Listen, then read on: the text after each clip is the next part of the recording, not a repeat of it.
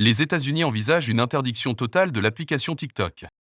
Au lendemain de l'interdiction de l'application sur les smartphones des fonctionnaires de la Maison-Blanche, la pression montait contre TikTok mardi avec la progression au Congrès d'un projet de loi qui pourrait déboucher sur l'interdiction totale de la très populaire application aux États-Unis.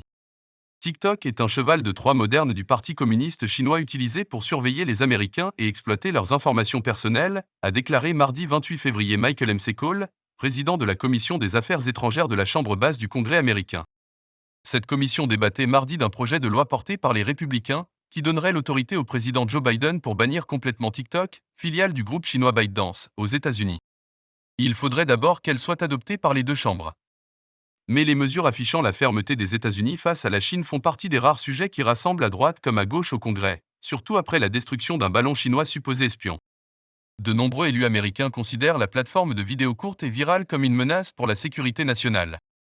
Ils craignent, tout comme un nombre croissant de gouvernements occidentaux, que Pékin ne puisse accéder aux données d'utilisateurs du monde entier via cette application, ce que TikTok nie depuis des années. Lundi soir, la Maison-Blanche a ordonné aux institutions fédérales de s'assurer que TikTok disparaisse de leur smartphone sous 30 jours, en application d'une loi ratifiée début janvier par Joe Biden. Du théâtre politique, selon TikTok. TikTok a estimé que cette interdiction relevait du théâtre politique et regretté que cette approche soit copiée par d'autres gouvernements dans le monde, d'après un porte-parole de la plateforme. La Commission européenne et le gouvernement canadien ont récemment pris des décisions similaires pour les téléphones portables de leurs fonctionnaires et le Parlement danois a annoncé mardi avoir demandé aux députés et au personnel de supprimer l'application de leurs appareils. Le gouvernement américain va continuer à examiner d'autres mesures possibles, a indiqué mardi Olivia Dalton, une porte-parole de l'exécutif, y compris comment travailler avec le Congrès sur ce sujet à l'avenir. Interdire l'application reviendrait à censurer des millions d'Américains, a protesté TikTok, qui revendique plus d'une centaine de millions d'utilisateurs aux États-Unis. La puissante association de défense des droits civiques ACLU est aussi opposée à un projet de loi qui priverait les Américains de leur droit constitutionnel à la liberté d'expression, a argumenté une de ses juristes, Jenna Levantoff, citée dans un communiqué. Si ce n'était pas aussi inquiétant, ce serait hilarant que les élus américains essaient de faire preuve de fermeté contre la Chine en agissant exactement comme le gouvernement chinois, a de son côté Asne Evan-Greer, la directrice de l'ONG Fight for the Future.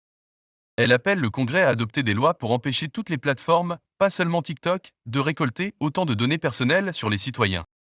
Ballon espion.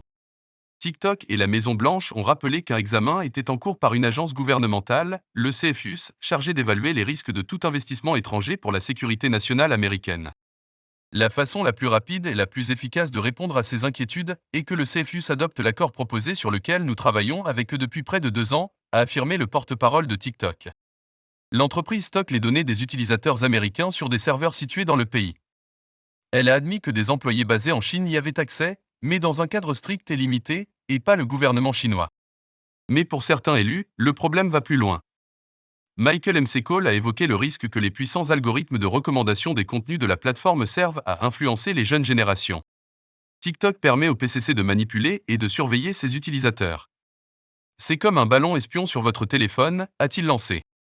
Une interdiction totale, comme en Inde depuis 2020, susciterait la colère de nombreux créateurs de contenu et utilisateurs, mais nous sommes suffisamment loin de la prochaine élection pour que les gens aient oublié et qu'une autre appli ait pris le relais, pense Andrew Selepak, professeur spécialiste des médias et des technologies à l'Université de Floride. TikTok a déjà été banni par les agences fédérales, des universités, des partis politiques, l'armée. Ce serait assez hypocrite de dire que la confidentialité de l'Américain moyen n'est pas aussi importante.